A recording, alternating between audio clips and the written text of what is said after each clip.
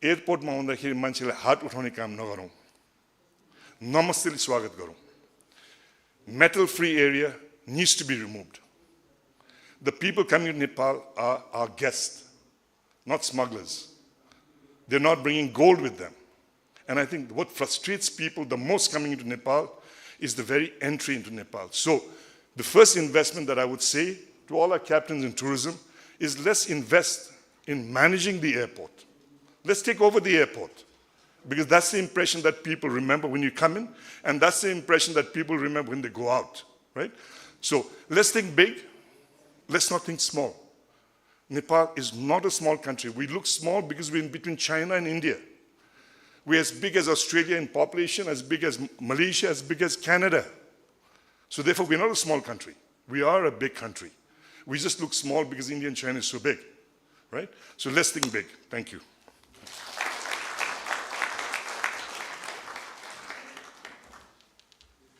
Thank you so much, sir, for setting the context for the rest of this session. And while I physically was in Nepal, a part of my mind was drifting up to Eastern Europe through your speech. Thank you so much. And on that note, over to you, sir, for the session.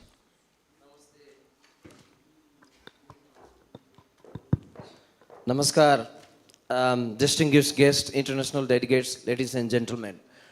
Welcome to this session, and I do agree with the Suraj's comment earlier that we need to change the mindset.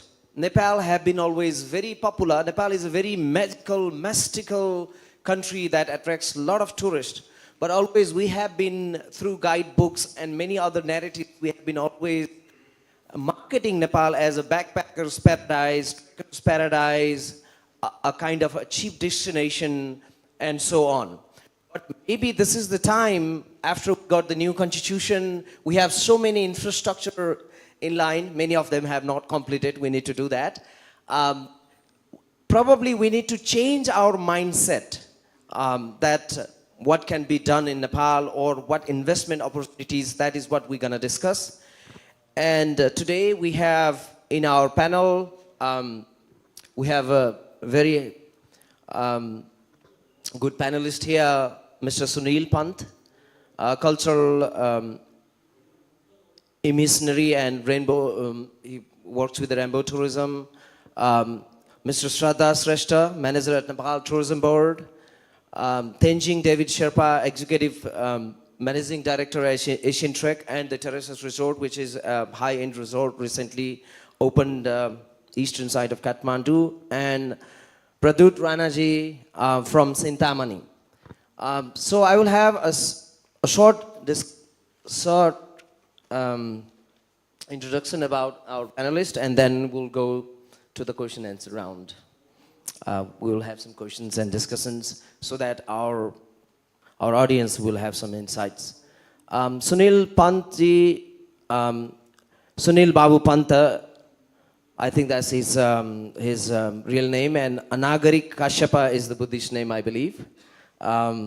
He's a filmmaker. He was an ordinated Buddhist monk for 2 years in 2020 and 21. Mr. Panta became the first openly gay member of the Parliament in Asia Forum from 2008 to 2012. He's also the founder of Blue Diamond Society, an NGO that works on human rights, sexual health, and HIV/AIDS for sexual gender minorities.